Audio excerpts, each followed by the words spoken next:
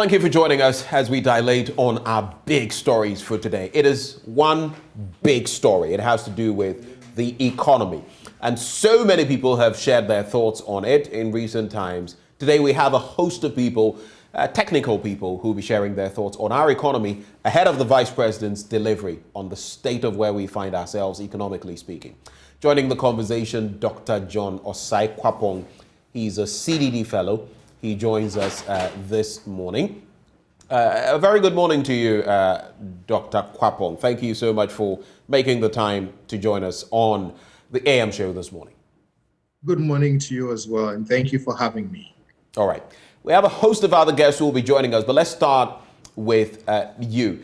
Even before we get into the major issues, what would be your analysis of Ghana's economy, let's say, in the first quarter of this year or from late last year, the last quarter of this year into this one, and the downturn when it comes to our economic fortunes and the uptick when it comes to the cost of living?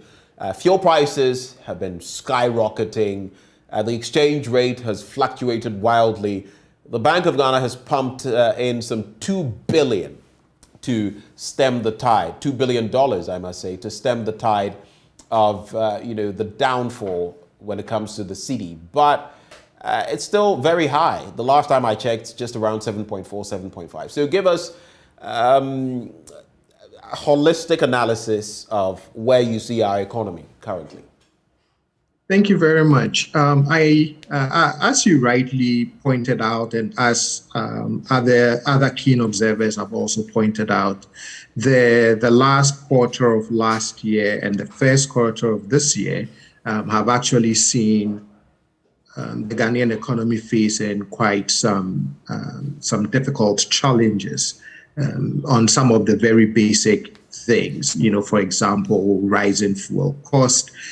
If you look at some of the statistics that came out from the Ghana Statistical Services, we saw an increasing trend when it came to inflation.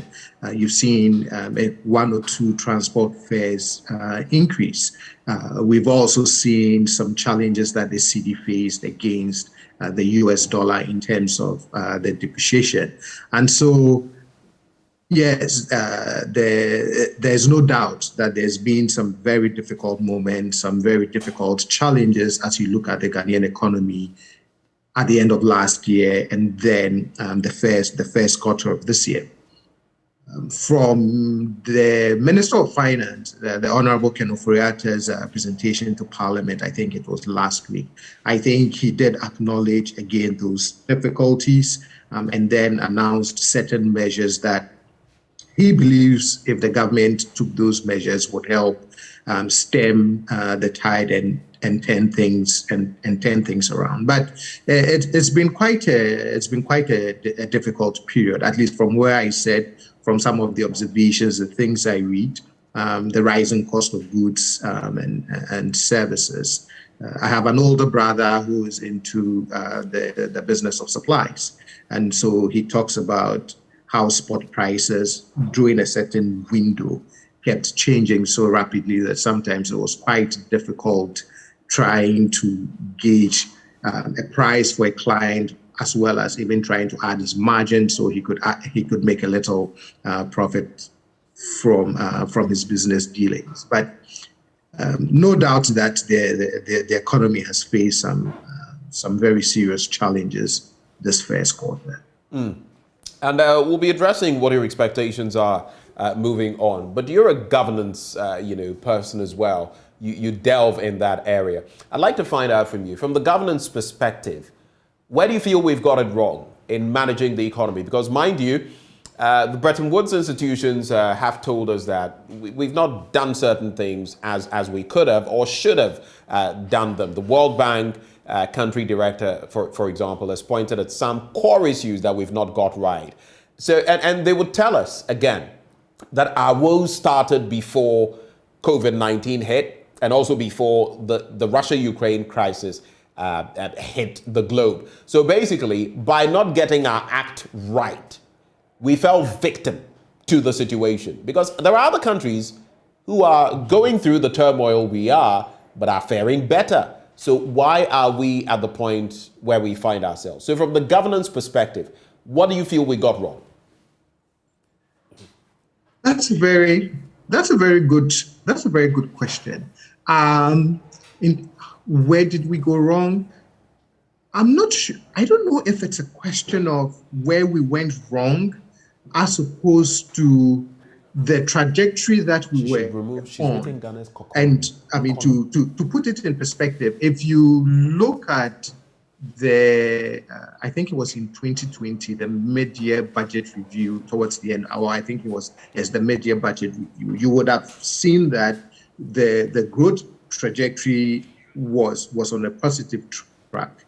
And no doubt that there's some element to the argument that COVID did wipe out some of the gains that we had made. I think one of the major challenges that we have faced is the fiscal burden that has been facing the government in terms of its policy choices.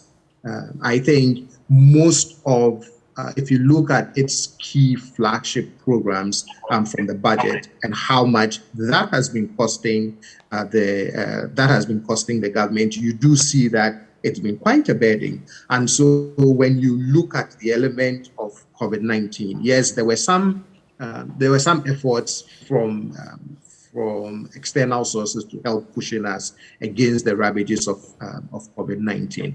But I think some of the flagship policy choices that the current government has made has come with quite a burden in terms of how you fund those policy choices. And if you couple that with the revenue mobilization challenges that it has also faced, then you begin to see that gap between our obligations, our choices we've made, and trying to raise enough revenue to be able to fund those choices. The revenue being whether it's domestic mobilization through taxation or through borrowing. And I think that burden has really presented quite some challenges to the government. And then, of course, there are the structural issues as well that also therefore impacts things like the dollar to the CD exchange rate, things like that. So for me, if you actually look at the 2022 budget and you look at the commitments that the government is making on the things that it wants to spend and the gap between those commitments and how much it is projecting that it will be able to raise, when I saw the size of that deficit, that is when some real red flags went up for me in terms of, okay, how do we... What were the red flags for you, well, Dr. Kwapo? A 44 billion CD budget deficit was no easy thing to observe, right? I kept saying to myself, well, how do you close such a gap? And this was even, and I said to myself, how does a government make up such a huge deficit in terms of, if you look at how much it is projecting to raise versus how much it wants to spend? That's when I said, okay, we are in some fiscal trouble, some fiscal challenges, which would require some very difficult choices if we are to get out of that current picture. Right. And you noted these challenges. There have been so many reactions and so many theories propounded. Some very important figures when it comes to managing our economy, the likes of Kwame Pianim, have been speaking in recent times. Now, some of them talk about the fact that going the way of the IMF is inevitable, and especially because they are going to have you tighten your belt, implement certain disciplinary measures. It is actually the best way to go. I think Dr. Esibe mentioned that as well, formerly on the Finance Committee of Parliament. Where do you stand when it comes to the e-levy and the IMF dichotomy? What is your take on the e-levy, especially pegged at 1.5%? And do you think we should rather go the way of the IMF, or should we add the e-levy to the IMF, support in terms of stabilizing our economy on the back of that 44 billion, CD deficit? So on the question of IMF, if I let me take that first. So a very good friend of mine would always say that turkeys do not vote for Christmas, right? Which is there are some difficult choices that those who have to make them sometimes need a little external pressure before they make those choices, which means that the kind of fiscal discipline that we always strive for sometimes may take some external pressure, some external impositions for that to be able to happen. On that note, then, I can see the argument for going to the IMF, right? If that is what would make us undertake those difficult choices to get out of our fiscal challenges, then I can see that argument. But I'm a political scientist. I look at the political implications of the economic choices that a government makes. And there's also the political challenges that comes with some of that in terms of how then is that perceived on your local political front in terms of, okay, given a prior position taken on an IMF bailout, how does it then come off in terms of the perception of your citizens? Should you then turn around and go for an IMF bailout? So it's a tricky proposition. If that is what would get us out of those challenges, then I see a merit to that argument of perhaps we need to turn to the IMF for some support. But the government has also, at least from the statements from the likes of the Honorable Ken Ofori-Atta, has been that the government can get out of this, that the option of going to the IMF is really not on the table, that if we make certain domestic choices in terms of the policies that we want to pursue, we want to get out of that. Right.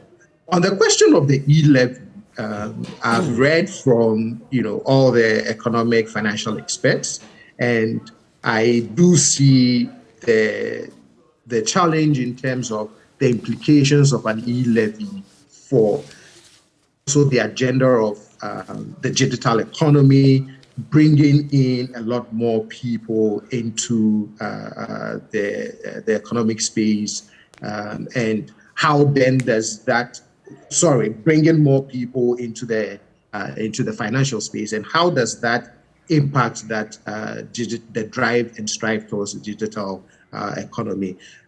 I see the fiscal imperative for going for the e-levy. I mean, if you have a 44 billion CD deficit and you're trying to make up for that deficit, there are various things that you're going to tend to. You're going to look at the revenue side and how you can generate more revenue, or you can also look at the expenditure side and also say to yourself, can I cut down some expenditure to try and balance the situation that I face? I personally have argued that I wish the government would look for other sources. The projected 7 billion in FY 2022 that the budget stated is what they are looking to raise from the e-levy. Right. I just, given how many people use mobile money transactions, its reach, all of those things, I was just hoping that some other source would be found in terms of how you make up the budget deficit. And so for me, my personal opinion was that I wish another source of revenue would be turned to, as opposed to the e-levy. But others have also made a case for why you need the e-levy. I personally am not sure I am in full support of that. That I think there are other measures that the government could have turned to. And especially, I also look at it from a political standpoint. And if you gauge the public reaction and the public perception, I think that it poses some political challenges for the government. Okay, so do hold for me, Dr. Kwapong. So for you, you have challenges with the e-levy. It wouldn't have been the go-to. But let me bring in Dr. Theo Echampong and Dr. Patrick, assuming both of them economists. A very good morning to you, gentlemen. Thank you for joining us. Morning, pleasure to be here. Great. I'll start with you, Dr. Theo Echampong. So, again, here we find ourselves. The e-levy bill has been passed. It's now an act. It is law. And come the 1st of May, we're going to implement it. Just to funnel through from what Dr. Kwapon was saying. So we have a 44 billion Ghana cedi deficit. That is what we started this fiscal year with. And that is gargantuan on any level to deal with. Now we're looking at an e-levy that will give us 6.9 billion cedis, a little less than 7 billion cedis. We have the finance minister going to the Tema port and looking at all the leakages in there. So when you mix that, it's a cocktail we're making here with the digitization and digitalization drive, which was supposed to have plugged some of these loopholes. Where do you see our economy currently if we're still bleeding like this? What is your initial reaction? Thank you, and good morning once again. I see my good friend John also on there. The challenge really, as you rightly pointed out, is that historically we have been living beyond our means as a country. And what I mean by that is that we spend more than we collect in revenues. That in and of itself is not necessarily a bad thing. The question really comes down to where you spend those monies on and where you're going to borrow those monies from.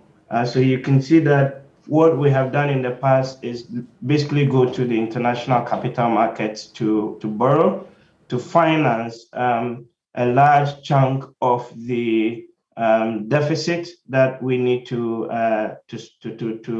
plug, and or sell domestic bonds. So the central bank will sell like treasury bills, things like that to support the budget.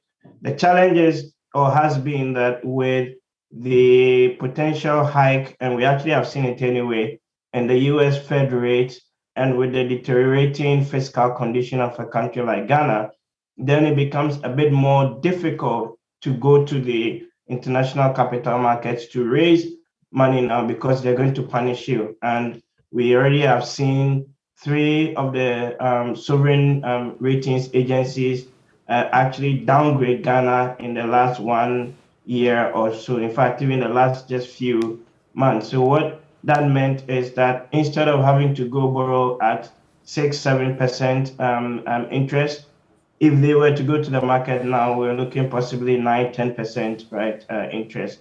And that then means that you are being forced to look more internally within to be able to finance the programs that you have in place.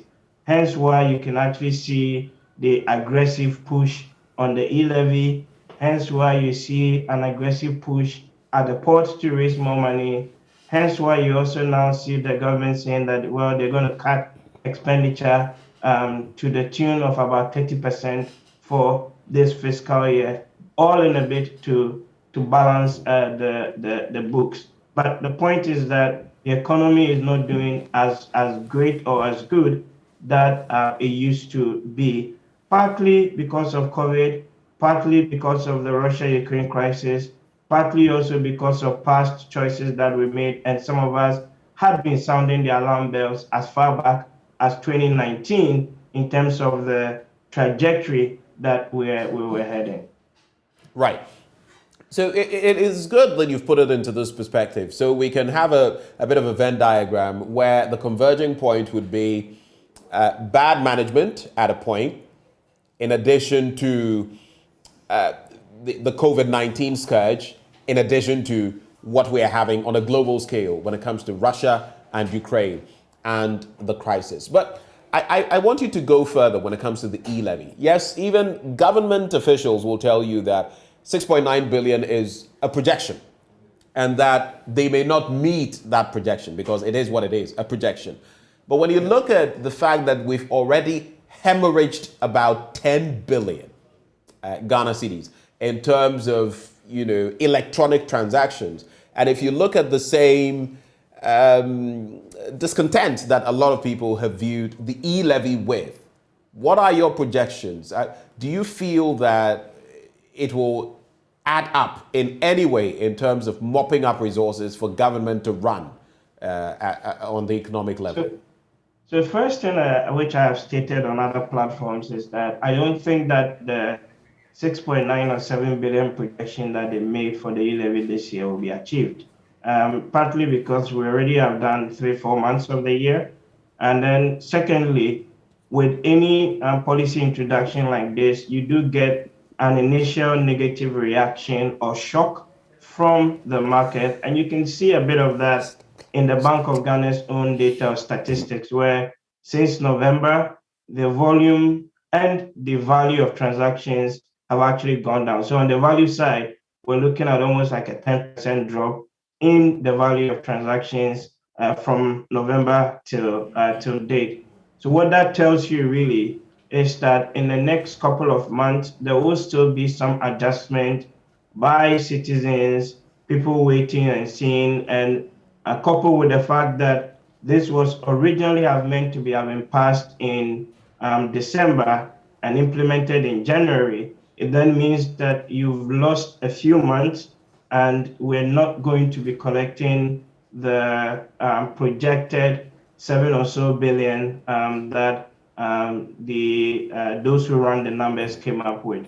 Number two, the point also is that the e-levy is relatively small in the grand scheme of things, right? So if we even just stick with the 2022 budget numbers, government wants to raise 100 billion revenue.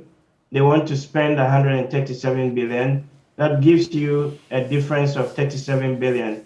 If you drop in 7 billion, right, extra, let's even assume that from the e-levy, 7 out of 37 is relatively, small. It doesn't fill the whole void. So what I'm trying to say is that we need to raise more revenues from somewhere else or cut back on expenditure, which is what they're trying to do now with the various announcements that the finance minister gave, last 2 weeks. Okay, so very quickly on this one, so I can bring in Dr. Patrick, assuming, are we doing enough when it comes to cutting down our expenditure? And from all that you've told us, even assuming we get all of the money for the e-levy, that is 6.9 billion, do you feel at some point we're going to have to take the hand of the IMF? In other words, say, you know what, come to our aid? I think we're not there with the IMF conversation. I think if you look at the policy announcements that have come, i.e. the expenditure cuts, i.e. Rationalizing, like fuel coupons that they give to government, 30% cut on salaries, stuff happening at the port in terms of revenue mobilization, and some of the digital transformation initiatives. We're still, in my view, 6 months or perhaps even a year out in terms of possibly even thinking of going to the IMF. And like John said, look, all these economic decisions at the end of the day have political consequences.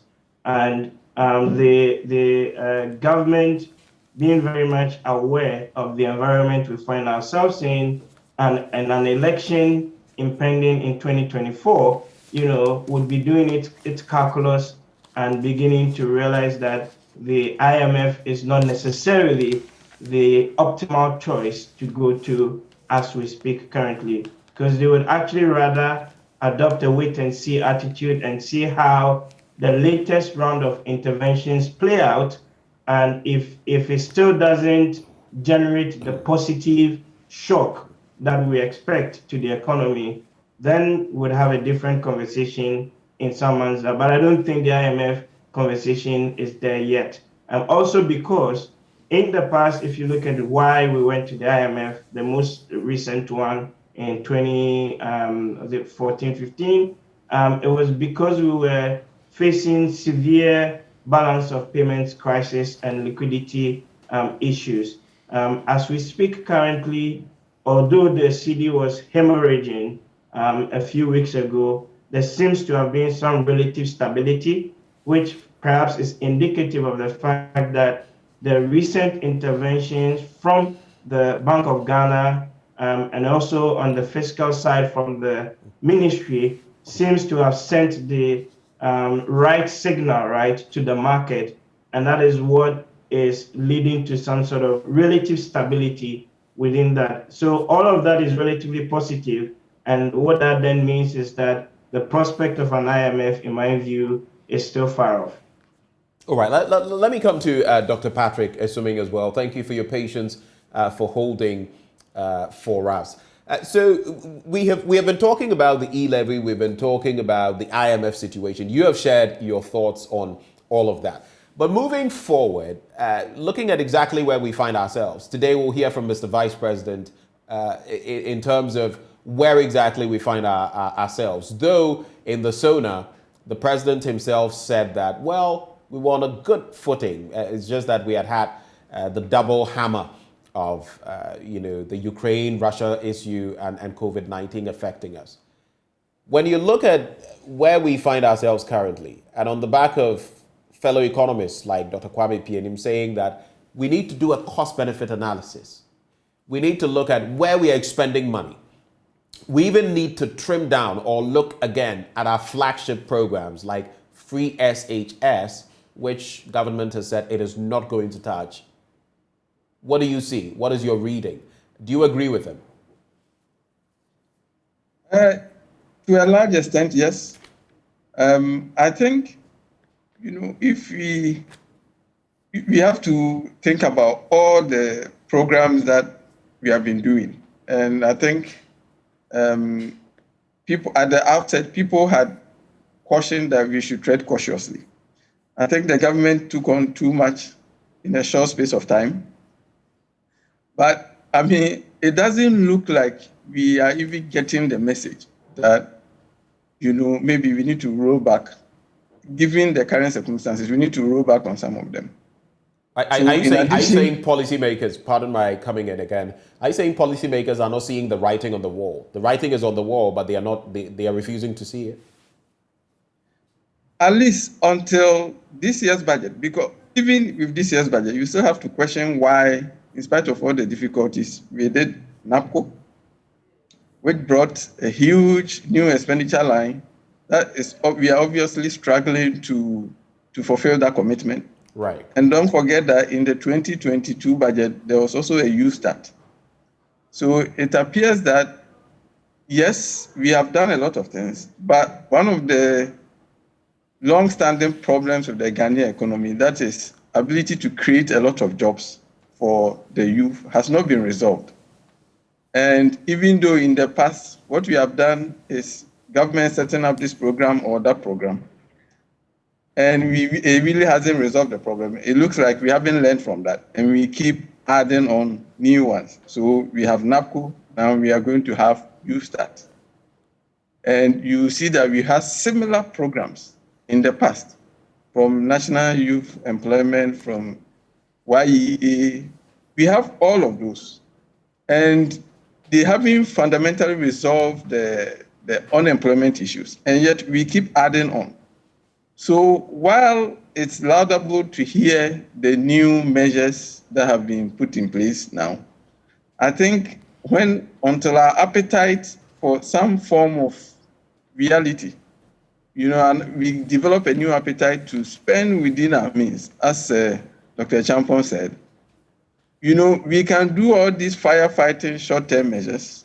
They may appear to resolve our problems in the short term, but as long as our appetite for big-ticket programs, some of them mostly populist, continues, I don't think that fundamentally our structural issues will be resolved, especially the structural issues with the government finances. So I think we will allow the measures that have been announced. Personally, I don't think that they will solve all our problems. You have to question whether the government will stay the course, and I think that's where the IMF issue always comes in. Because, look, if you look at how we started the budget, one of the first things we were supposed to do was to roll back the benchmark. But it appears that sometimes the government is too sensitive to some politically active sections, and they don't appear willing to take the hard decisions that we need to take. You also have to question why, when we need every CD we can get for government coffers, we decided to roll back the road tolls. So when you put all of this together, even though government appears to be, doing one or two things, you have to question the broader long-term strategy and whether there's a mutual policy consistency we need going forward in order to address both our challenges with the government finances side, but also the real sector of the economy. Right. Just hold for me, Dr. Suming. Let me also bring in Dr. John Kumar, Deputy Finance Minister. Doc, a very good morning to you. Good morning, and greetings to your viewers and listeners. Right. If you could just up your voice just a little so we can hear you better. You sound a little faint. Okay. Right. So I'd like to find out from you. Mr. President has given us the SONA.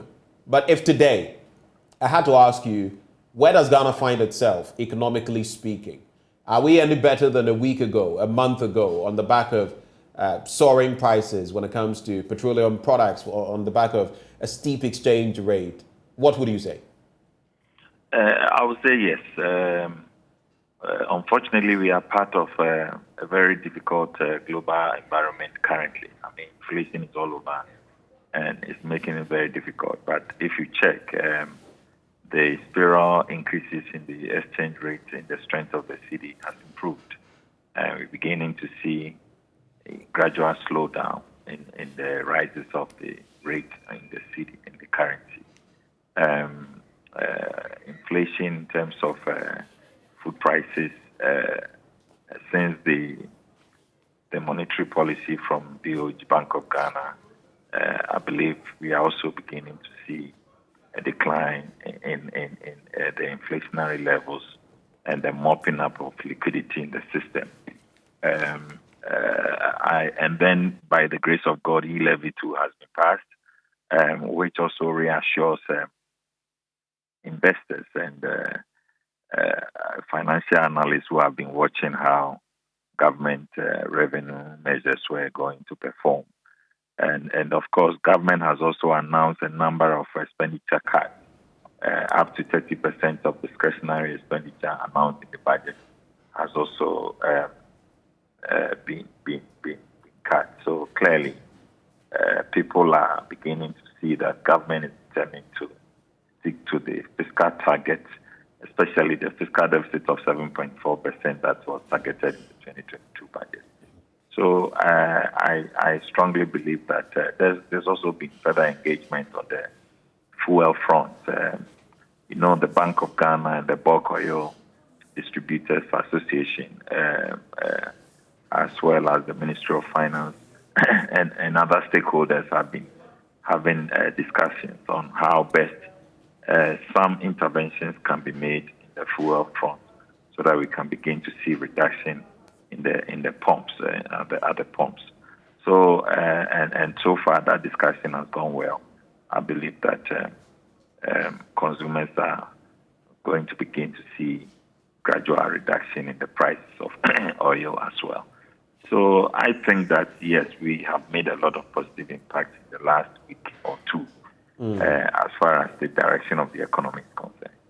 Okay, so a positive impact nonetheless, but people are still complaining. If you go out there to market, people are complaining about very steep prices. Again, from my last check, and you can correct me if I am wrong, the dollar to the cedi is just about 7.4, 7.5, and against the euro and other currencies, the Great British pound, even higher than that. The prices of the pumps are still high.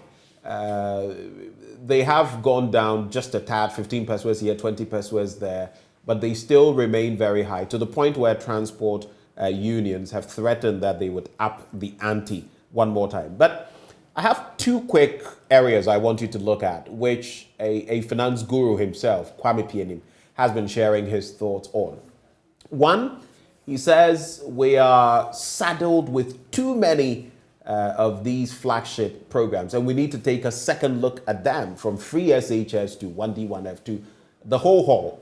We heard ahead of the SONA that there would be no consideration when it comes to the flagship programs. Again, Kwame Pianim has been speaking about the fact that there are non-performing state-owned entities, and that we have to look at them as well. If they are not performing, let's do the right thing. Stop funding them, privatize, whatever, but let's only focus on the core ones, like the Ghana Water Company Limited, Electricity Company of Ghana. Solidify those ones and let the rest, let the cookie crumble where it will. What is your quick take? Very good suggestions. I agree with him on one. I don't agree with him on another. I agree with him on the SOEs. Obviously, if you are setting up institutions that are not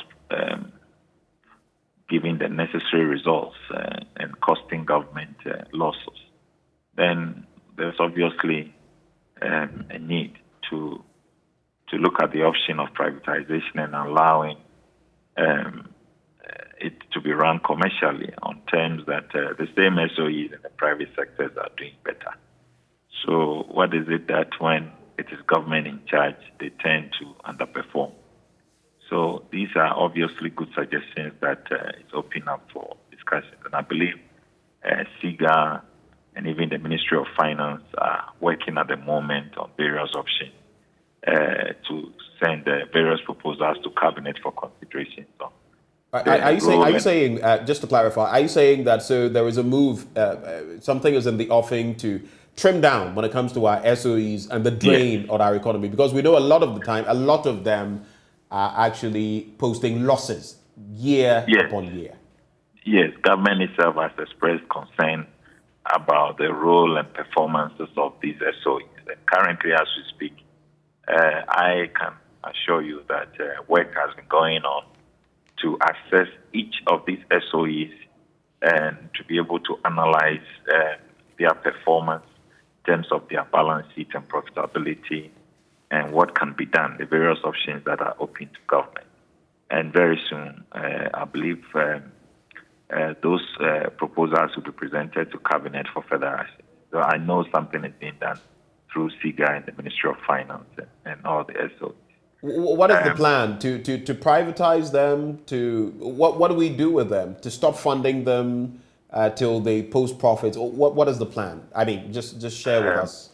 Those are the decisions that Cabinet will make when all the facts and the analysis are put before them. So for now, I get you, but I'm not saying give us the specifics, but what exactly will be the range that we'll be looking at? Privatize some of them? What is the thinking that is going into these?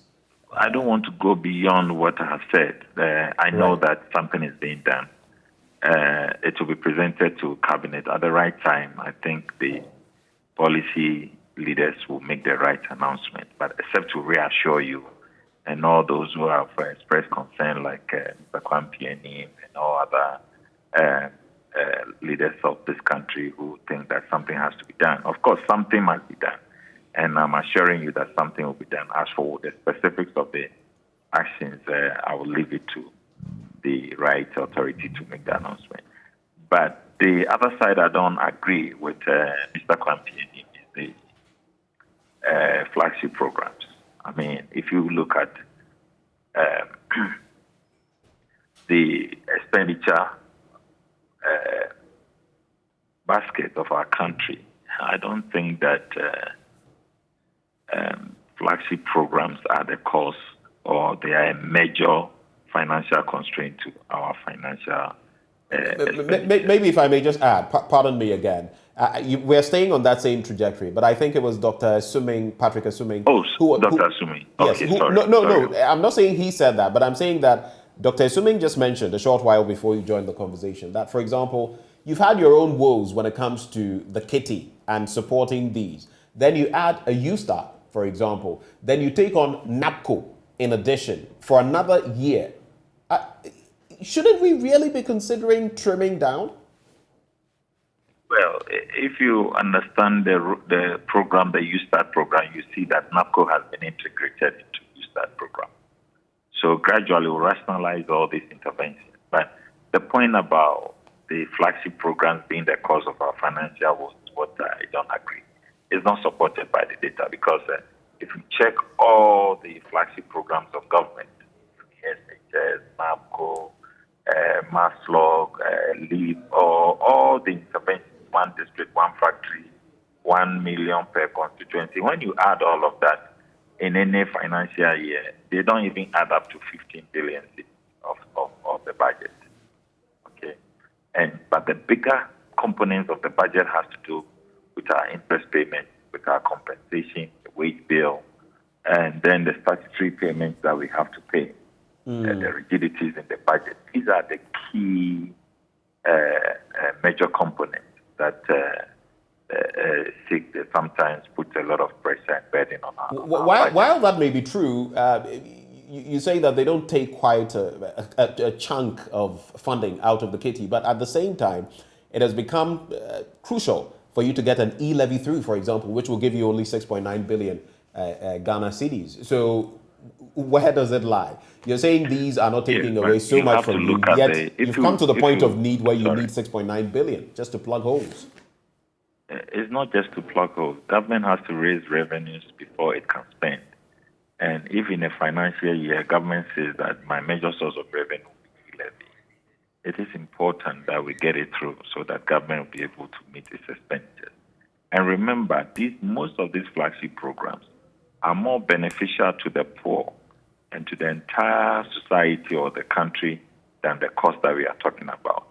And I would defend any day any amount that government will spend to ensure that free SHS continue to affect every Ghanaian child, whether poor or rich. Because this idea that we should do it on need to pay basis, and I always use myself as an example.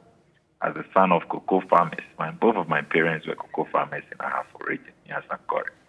And when I was going to Opoko High School, I applied. My father chased cocoa scholarship from the village till I completed.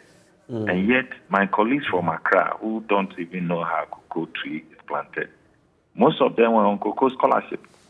Right. So those of us who were entitled to the scholarship never got it because our parents were in the village. And yet those same people will shout, let the poor pay, let the poor pay.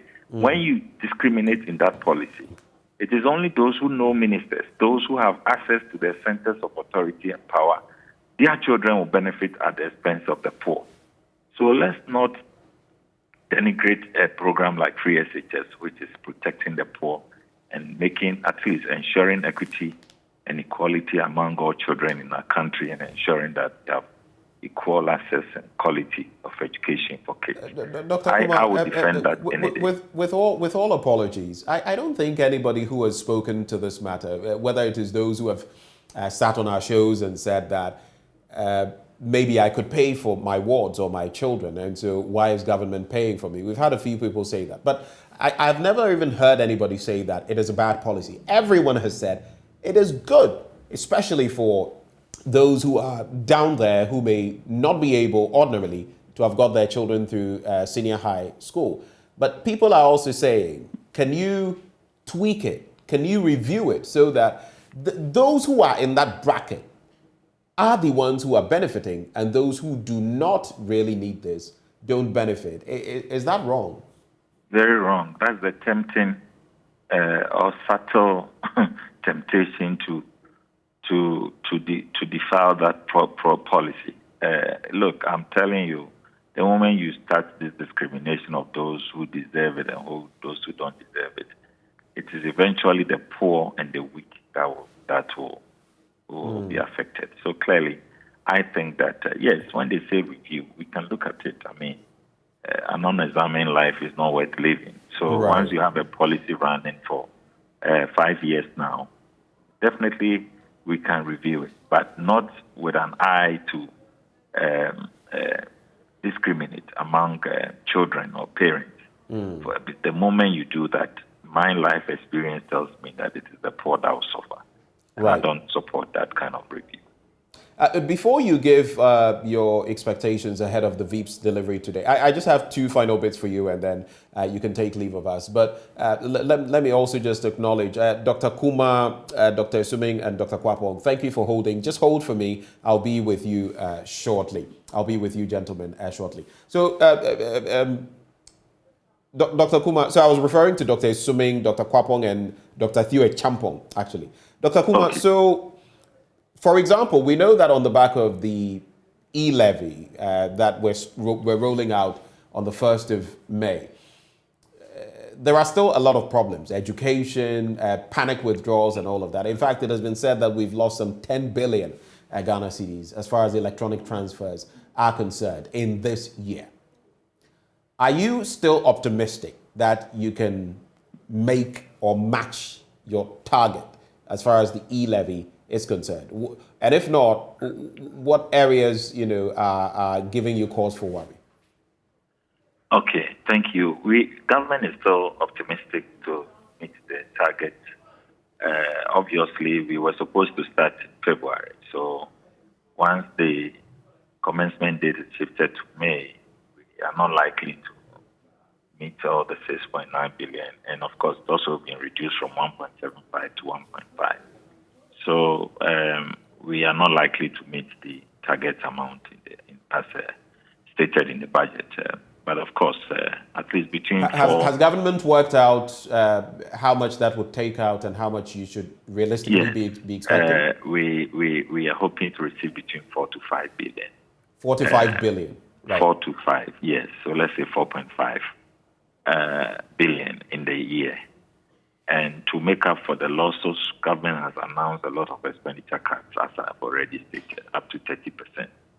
So whatever it is, we still want to stay within the fiscal objective or target for the year so that we don't overspend.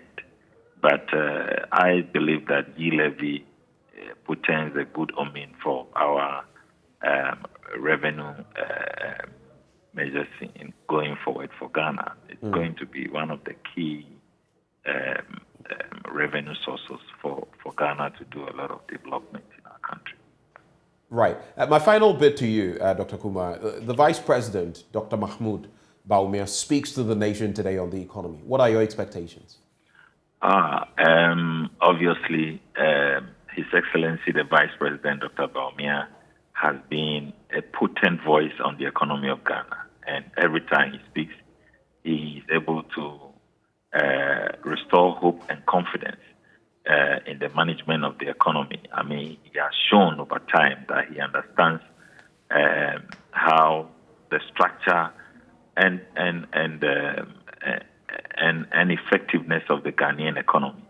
And yes, in spite of the challenges that we are going through, and it's not only a Ghana situation, I believe that he will be able to, after his speech, restore that confidence that Ghanaians have in him and in the management of the current managers of the economy. That despite all the global and external difficulties that Ghana is currently going through, at least they have the answers to take us out and to make sure that the economy rebound at very faster rate and to restore economic indicators in the country. Dr. John Kumar, thank you so much for engaging us this morning. We're very grateful for your time. And that is a Deputy Finance Minister, Dr. John Kumar, who joined the conversation. Let me come to Dr. Patrick Esuming. You had only one bite. I just want to start off from where Dr. Kumar left off. He's projecting that on the back of the fact that we've not started with the e-levy as per plan, and again, we have reduced it from 1.75 to 1.5%, he is thinking the projection by government is that they are going to rake in between 4 and 5 billion Ghana cedis, or approximately 4.5 billion, quoting him. Is this realistic? Yeah, I think it's. I would be surprised I would be surprised if they're able to raise the higher end of that range. That's the 5 billion. I think it's going to start in May. That is 4 months gone. And then I always sense that I think the government seems to underestimate what the public reaction will be. I think, many more people, at least in the interim, will avoid the tax more than they are projecting, I think. So the last, I think, in fact, the Deputy Finance Minister who just spoke is the one who has previously said that in the first 3 to 6 months, in particular, mobile transactions may drop by 24% and then subsequently recover. I think if you look at the initial reaction in terms of the panic withdrawals that we've seen and the analysis that Dr. Champon made from the Bank of Ghana's data, we should be a little bit more modest in how much we expect to raise from the e-levy. So I think it still looks optimistic from where I sit. That is it too optimistic? Too optimistic? Well, I generally think it's 5 billion would definitely be optimistic. But we wait and see how the start will go when the implementation starts. I think from where I sit, the demand for mobile services and electronic services are more price elastic than the government is probably projecting. So I'll be surprised if they raise that much. Okay, Dr. Theo Champong, let me come to you on this bit. So 2 things Dr. John Kumar said. One is that they are not going to touch the flagship programs, but he believes that some of the state-owned enterprises should be touched and that there are plans in place to deal with that. And then again, the projection when it comes to the e-levy, 4 to 5 billion Ghana cedis. And his projection is actually 4.5 billion. Your quick take on that? Let's start with the e-levy. I kind of align with what Patrick is saying. Right. With the reduction in rate and with the foregone 4-5 months, and also with the sensitivity in terms of the consumer reaction to it, probably 5 billion is a bit of an overstretch. But look, the jury is out on this. We all see how things play out down the months to come. I do agree with Dr. Kumar John, in the sense that if you look at the expenditure line items, the 2 or 3 biggest things we pay for is interest payments, which now is actually the biggest line item, and the compensation of government workers, employees on the payroll.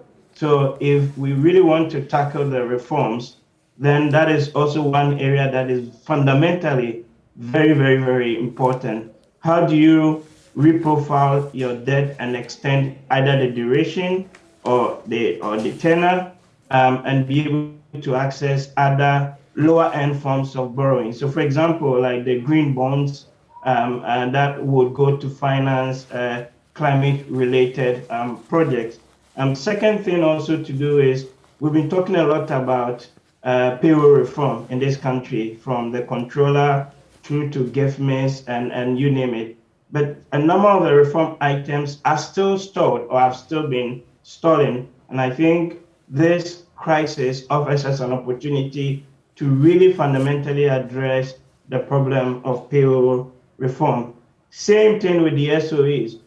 Do you know that if you look at the 2020 state ownership report, which covers 137, they call it special interest entities, of the 137, 47 or so of them are SOEs. But the report actually makes a very damning reading, right? That the overall financial performance of the state-owned enterprises in 2020 revealed a net aggregate loss of approximately 2 billion compared to a loss of about 586 million in 2019. So we are hemorrhaging a lot of money through the SOEs. And I fundamentally agree that we need to go back to the rationalization and in part the privatization agenda that we started with. And then lastly, the other one we haven't perhaps all talked about is the tax exemptions issue. There is the tax exemptions bill. It's been sitting before the House since, I think, April of 2019, and it has never been passed. The government indicates that they would want to get it passed this year. And if the crisis has taught us anything, it teaches us that a lot of the avenues through which we're losing money is actually through these, exemptions that we've been giving out like confetti to all manner of companies that hitherto don't deserve. So I think we need to do something about that and urgently call on Parliament to actually pass the tax exemptions bill, because that could save us anything up to 1.5 billion USD. So the estimate is that we're losing about 2% of our GDP through these, loopholes and channels. So there are opportunities clearly, as you can see, to plug the loopholes, but also to sustain the financing that is required to develop broader economic gains for all of us all. Right.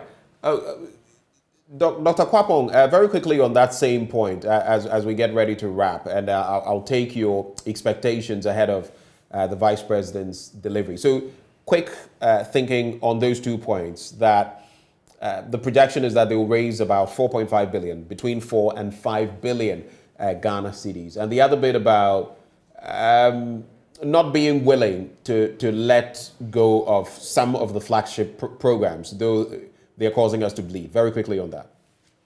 Okay, so just like Dr. Sumeng and Dr. Theo Champo have said, that if you look at the reduction in the rate, the fact that we've lost almost 4 months of the implementation of the e-levy, that perhaps the projection is quite optimistic. But again, as Theo said, the jury is out on that. And then at the same time, I think one of the things we haven't also factored in is the pending suit before the Supreme Court on even whether there was quorum or not to pass the legislation. And so depending on how that turns out, that may also even have an impact on this as well.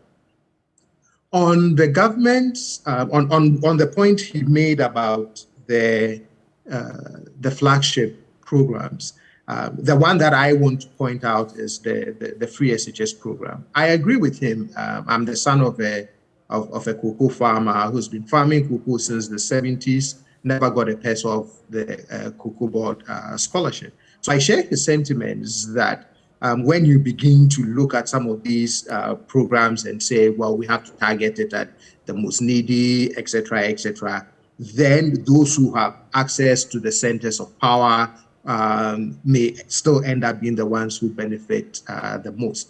But there's some merit, though, to the conversation about how do you structure a program like free SHS if you want to do means testing, things like that. The public opinion is strongly divided. If you look at the last Apple Barometer survey, there was a question about should you target the free SHS program, to those who can pay. Opinions are strongly divided. Overall, 48% agree that it should be targeted, but another 46% strongly disagree that it should be targeted towards the poor. And then when you even break it down by further demographics, you see very close divisions, whether along gender lines, along party lines, along socioeconomic status. So it's a